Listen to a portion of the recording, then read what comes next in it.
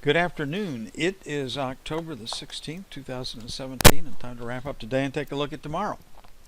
Hypothetical or simulated performance results have certain limitations. Unlike an actual performance record, simulated results do not represent actual trading. Also, since the trades have not been executed, the results may have under or overcompensated for the impact of any of certain market factors, such as lack of liquidity. Simulated trading programs in general are also subject to the fact that they're designed with the benefit of hindsight. No representation is being made that any account will or is likely to achieve profit or losses similar to those shown. Well, we come in every day liking the E-mini. We want to buy into weakness. We're usually able to get pretty close to where we wanted to buy later in the session. To get long at the first part of the session, we have to pay up or we have to engage the market before the market opens.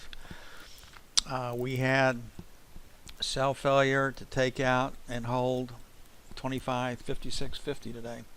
We got to 57.75. Breaking that bar's low right there is a place to get short. The second place you have to get short is taking out that bar's low right there. We get a little retest failure. We bounced. We break that bar's low. We should get some more. Not the world's biggest trades, but they are profitable trades nonetheless. Then we got into our 50.52. We get a little bounce, takes forever. One more sell off right here. We get down to 50.75 and then slowly up, and looks like we're going to close the market in the 53.50 area right in here.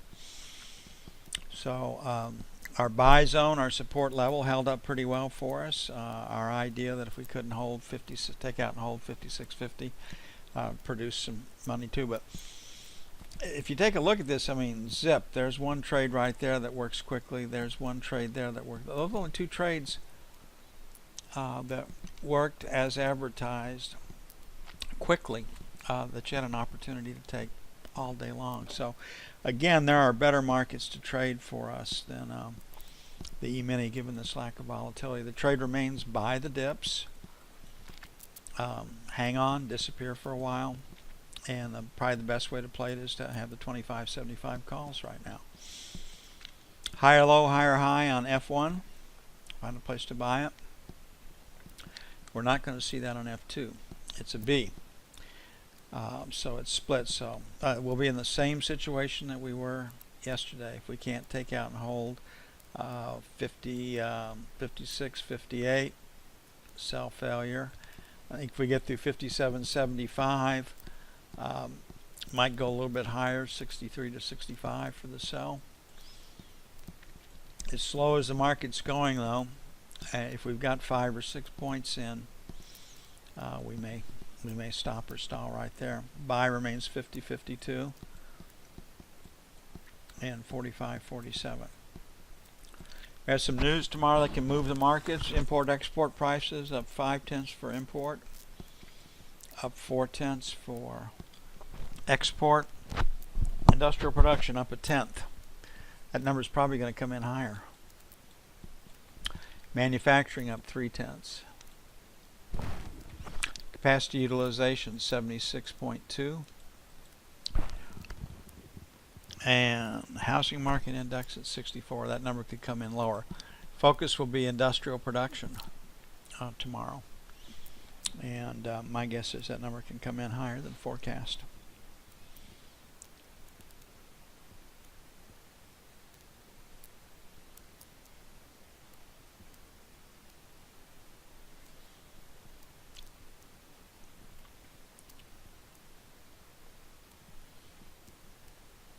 Treasuries sold pretty much all day, and then selling accelerated after lunch. So they're pointed lower. Lower high, lower low on F1. Find a place to sell it. F2. Definitely a B. With a move out of the middle and I period. Just right there. So we're right back down here to volume at 12. So we'll make 13 to 9 by 1. 1 to 5 by 2. On the sell side, 19 to 23, sell 1. Put a question mark at 16. That's the half buck, that might stop it. And then 27 to 31, sell 2.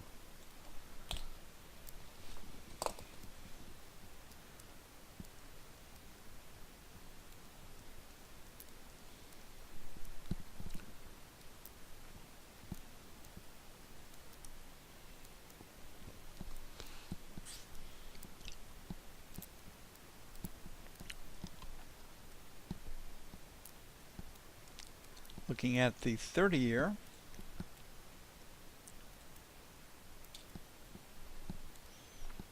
$28 to the buck, number 1.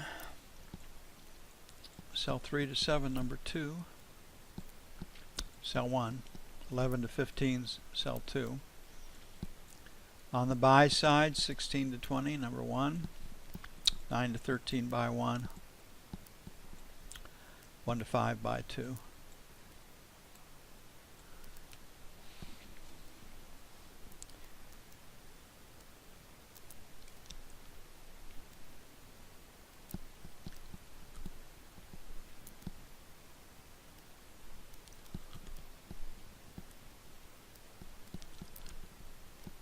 Working with a young man a little bit over lunch today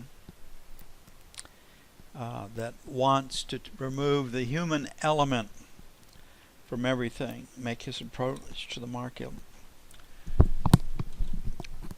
100% objective, no human influence when the algorithm or when his chain together studies say buy it, he buys it. And he's done a lot of work in this area. And he continues to do a lot of work in this area, and he knows how to do everything but trade these methodologies that he comes up with. And that's the one piece that he won't do. And I mean, you can study till you got writer's cramp and your eyes are crossed and your studies run from the floor to the ceiling. But at some point, you've got to step up to the plate and start trading what you've come up with. Everybody thinks that we can approach this with the precision of physics or mathematics. You can't. It's statistics. You're trading probabilities, expectations. That's a lot different than, you know, an airplane stalls at this weight and this angle of attack and this airspeed. That we know to the 100,000th decimal point. But this game we don't. And that's where it really you have to adjust your thinking to that. So, good friend, work with him a lot, and hopefully one day his frustration of being out of the market exceeds the angst of putting a trade on, learning how to trade his methodology. Okay, gold got really hammered in the close here. When I took the number a while back, we were looking at 98, and we made it to 92 after that. So we've got this volume down at 92. Market got slammed pretty hard. Again, I don't think anybody's reading a lot into Iraq, Kurd fighting. That's been doing it for many years. So buy 190 to 92, buy 285 to 87. We weren't able to get through the slow volume number at 1309. I think it was 1309.50. We have a couple of distributions lower. So our first sell, 98 to the buck.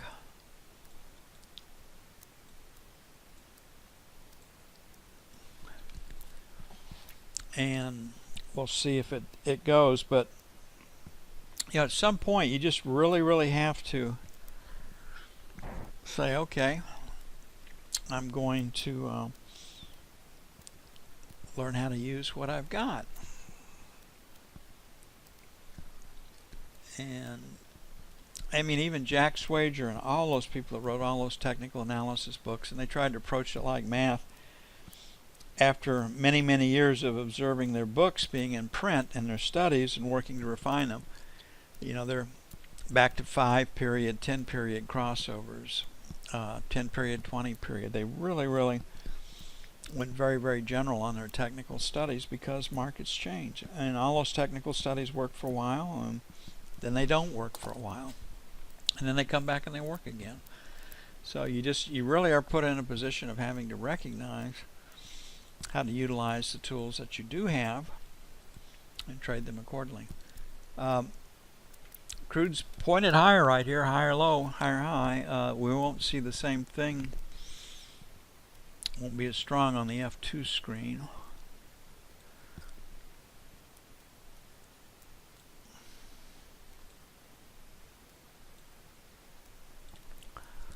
We have a B right there, so we got this breakout from 51.50. So our first buy, 51.50 to 75. And then 51 even, 51 and a quarter by 2. On the sell side, 52, 52 and a quarter. And then 52.50, 52.75. Saw a great article out there today. China is going to take the price of crude oil to $10 a barrel because of their switch over to electric cars. Have to feel like the pollution potential in China for making batteries and all that other stuff is higher than it is from the exhaust of their cars. And you see the pictures that come out of China about how they treat the environment and their care for the environment. Makes you scratch your head. Even, I mean, living in Beijing, you can't escape that kind of smog and that kind of pollution. And it's everywhere. But it has given them pretty fast economic growth. It'll all come back to bite them. Okay, lower high, lower low on the euro. And got to move out of the middle here in K period. It was pointed lower. And so we're back to 118 even, 118 and a quarter. Is it going to hold up? So 118 and a quarter is buy 1. 118 even is buy 2. On the sell side, 1850, 1875. We have news that can move the markets tomorrow with industrial production. I didn't follow a lot of what Trump had to say today, but I did catch one headline where McConnell says they're going to try to pass the tax package before the end of the year. If that would be huge if they could do it. John McCain's already said he's not going to vote for it because it won't be bipartisan, which means Susan Collins probably won't, and Lisa Murkowski and Bob Corker. I mean, just the usual crew out there. So he's got his work cut out for him. Hey, that's it for October the 16th, 2017.